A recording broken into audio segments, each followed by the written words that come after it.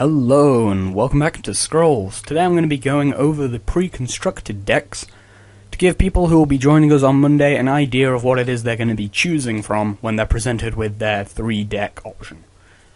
They'll have to pick one deck out of 3 and I'm going to hopefully be able to explain to them what it is they're actually choosing. I'm going to start off with the Growth pre-constructed deck. Now the way Growth works is you play a lot of weak creatures, but as you add more creatures to this board, they will become more powerful, along with enchantments to give them their buffs. It's not so much a weenie deck as it sounds, because it's also a very highly aggressive deck. You can play a lot of creatures that attack the turn they enter the battlefield. It's an incredibly powerful ability, and it is exclusive to Growth. You also have a good synergy with Wolves. Wolves are your bread and butter of this deck, along with the Kinfolk. The Wolves will be your turn 1 plays, and they will be your turn 5 plays, hopefully, because they are very powerful creatures. They destroy the board, and they allow you to lock down your opponent. The way that they allow you to do this is because you have so much in the way of countdown reduction. 2 copies of Rallying mean that your creatures can attack when you want them to, when it's best. You get control over that with the use of Rallying. Also, the Mangy Wolf is a wolf-exclusive countdown reduction that can really upset the board when your opponent is not expecting it. Another way that this deck is quite aggressive is in the use of the Vator of the Wilds and Nutritions. These 2 scrolls are your ramp scrolls that gain you extra resources and speed up your progression through the game. This is your aggressive deck. If you're into aggressive styles, then this is the deck you're going to want to play. Next up is the Order pre-constructed deck. This is a military style deck. That's its theme. You've got formations of your units that will work better than others in this deck specifically. Being in the same row or being adjacent to units will give them buffs and allow them to become a very tight, powerful unit that controls a large chunk of the board. This is the closest to control you can get in Scrolls, because it is you lock down your creatures and your opponent has to come to you. If you can defend 3 idols just with your creatures, it's up to your opponent what they do. You can just sit there. And that's what makes this control, is that you get to... If you can control your units well enough to lock down an area, then it's your opponent's move, but your opponent doesn't have a lot of options other than attacking into your well-formed ranks. This is a much more tactical, much more of a slow player's game. If you like to be deliberate with what you're playing and make use of these bonuses just by placing things next to each other, then Order will be a good deck for you. It's also got some countdown reduction that means that when your opponent's not expecting it, you can charge in an attack. It's got a lot of sort of moves, so you can be on one side of the board, play a scroll, and move all the way across using new orders.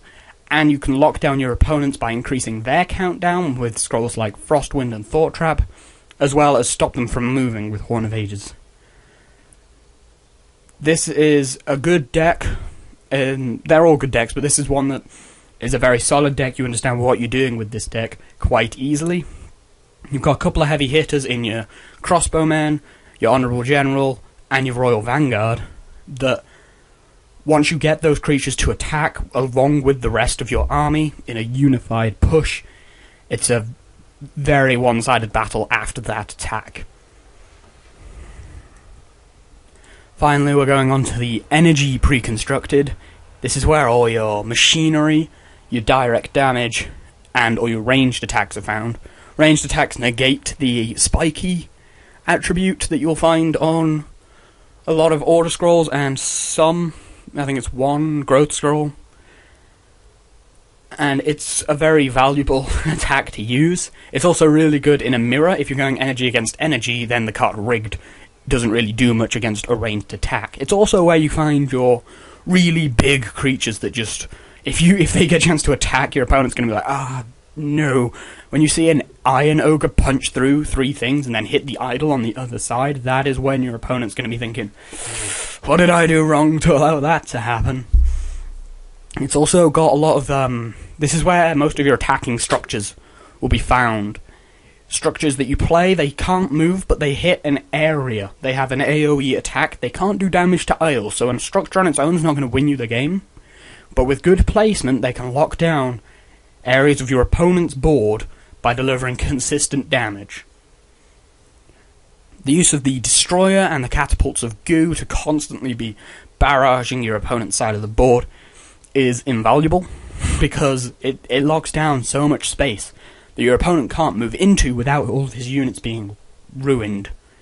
The hard part is controlling the board well enough to force your opponent to stay out of that area while you build up a good enough, mat of control. And the way that this is done is using scrolls like Burn, which is a very heavy damaging direct damage spell, and Spark, an Inferno Blast, and Incendiaries. Your countdown reduction in this deck comes from 4 scrolls. You've got 2 copies of Bombard and 2 copies of Fury. Fury is a global countdown decrease. It affects your opponents too, but if you play at the right time, it won't matter, because all your opponent's units will be dead before they get a chance to attack.